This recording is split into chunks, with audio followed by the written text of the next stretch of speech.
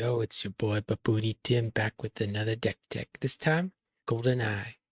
That's why I got my special spy sunglasses on. Yes, sir. We're going GoldenEye theme right now. You'll learn all about it. It's deck tech. So this deck was made by TheGuardian, and he won the most recent Lackey Grand Prix with this deck. I'm not sure if he used it for the whole tournament, but he definitely used it to take down the final match. And so you'll see in the background, it has all the characters. You have Moses, you have Elijah, you have Daniel. I guess that's supposed to be Daniel. I don't know. This deck's pretty cool. Let's get into it. Setting the stage here. Redemption right now is dominated, T1 format, by explosive starts. So, for example, opponents usually pretty good at getting Matthew out, drawing X, or X is usually like 5 or 6 plus cards. And this is the face of the opponent when that happens. Or if you happen to go second, this is your face, and this is usually your opponent's first turn where they're just popping off. So the Guardian decided to build a deck that would try to keep up with your opponent's first turn. Stop it. Get some help. And fight the turn one. So this deck loves to fight the turn one. It's dedicating several dominant slots to it. Cards like Murderous Command, Warrior Overtaken, just to try and contest what opponents may be doing on the turn one. So this deck actually doesn't mind going second because the way its deck is designed is that its defense can draw a lot of cards. So yeah, this is usually your hand after opponent attacks you with Matthew because of the Herdsman of Garar. So if an opponent used the draw ability, you may draw X, where X is the number of cards drawn. So if Matthew attacked you, drew for 5, you can block with the Herdsman. You can draw for 5. So that's good. And cards like Divining Damsel, Lying Prophet, they both kind of do the same thing where you reveal the opponent's hand and then draw cards based upon the number of good brigades revealed. So if the opponent goes first and you have one of these cards in your hand, you can usually catch up a card advantage and make sure you're at least going toe-to-toe with the opponent. You also have cards like Outsiders, which is really good if you go second, because if the opponent has more cards in play than you can underdeck and draw X cards. So that puts the opponent in a tough spot right off the bat. Another good defensive drawing card is Treacherous Lands, is when an opponent plays a good multi-brigade card in battle or dominant, you can draw a card from the bottom of your deck. So this is all the card drawing in his deck. I don't think his offense has very many ways to draw cards, so it's all his defense leveraging card draw. Here are the battle winners that he's using. Goliath's Curse is negate and discard a good card. Tenants Kill the Son, probably one of the strongest black and gray enhancements out there. It interrupts battle, bans the evil human, discards a hero. And Stricken is also really good. It can negate a good card or reserve a hero. So just some solid battle winners. He also has some ways to attack heroes that are banding in battle. So he's using 2 Can't Be Negated, Scattered Sheep, and Scattered. So these are really good against decks that are trying to attack you with multiple heroes. He's also using a Philistine Armor Bearer. So he just has this guy in his main deck. And so imagine if he was able to block, he can go grab Philistine Chariots from his reserve, and then Philistine Armor exchanges himself with King Zaccheus. And then King Zaccheus goes and takes an evil OT card from reserve, and you can grab something like Bringing Fear. So one card just turned into a really strong block because you just grab this and this. Another core concept for this deck is trying to choose an opponent's blocker. So imagine opponents trying to block, and you say, actually, this is my block. It's our block. So it's using a bunch of cards like Jephthah and Jephthah's daughter. So Jephthah's daughter, you can banish her to choose a human in opponent's territory to block Jephthah. And Jephthah's really good at just attacking and taking out a bunch of evil characters.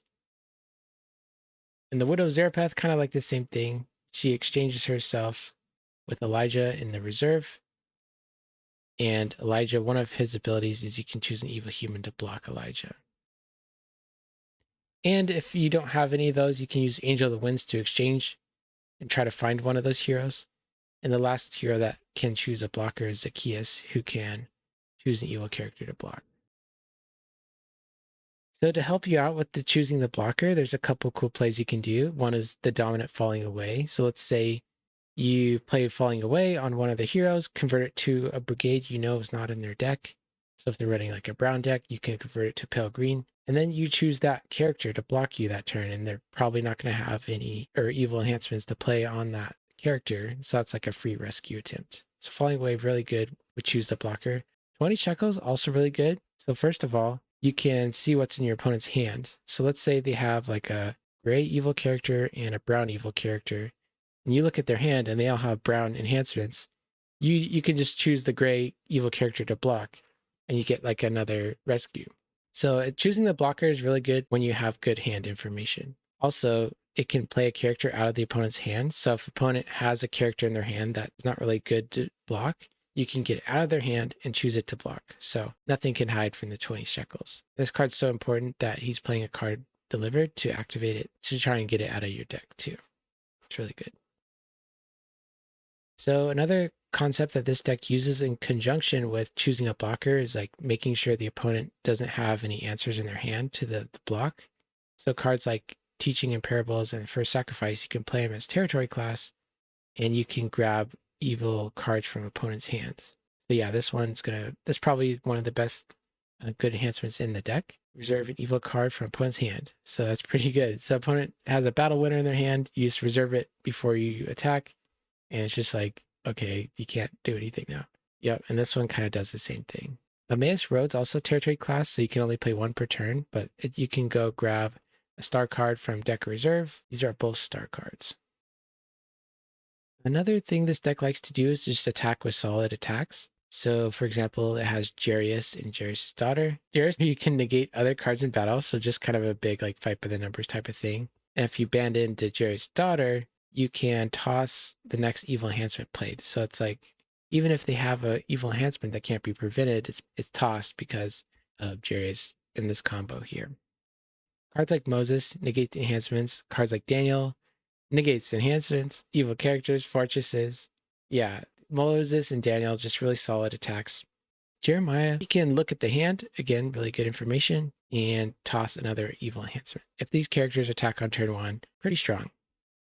So a curious inclusion in the deck is this card, Simon of Cyrene. It's at first glance, it seems like he doesn't really belong in the deck because there's only one gospel artifact, and you're not really trying to reserve the top card of your opponent's decks. That's just like a side strategy. It's not really the main thing that this deck's trying to do. But the reason he has it in this deck is that he's really trying to grab his important yellow enhancements like Teaching and Parables and another one, Amazing Faith. And so if he goes turn one, Simon, activate the New Covenant from his deck, New Covenant can grab one of these. It's like a pretty strong turn one attack. It sets him up to just keep grabbing good gospel enhancements from his deck or reserve the next turn. So it may look like a weird inclusion, but it seems to do the trick of just generating some card advantage. Cool interaction that you can do is like during your preparation phase or upkeep phase or whatever you want to call it, you can play Teaching and Parables, try to nab a evil card from opponent's hand, and then attack with Bartimaeus. And when he attacks, if you have a good dominant in your hand, you can take this from your discard pile. So just an easy way to clear out your opponent's evil cards from their hand and keep getting this back. It's just pretty busted. Let's talk about some weaknesses that the deck might run into.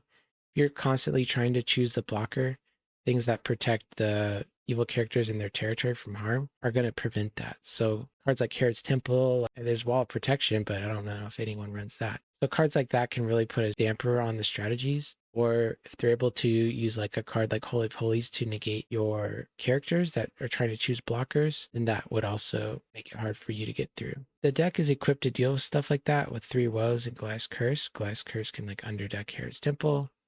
3 Woes can negate it. So usually this is just like a speed bump, not a hurdle. But a card that might actually prove problematic if the opponent gets it out early is the Cross.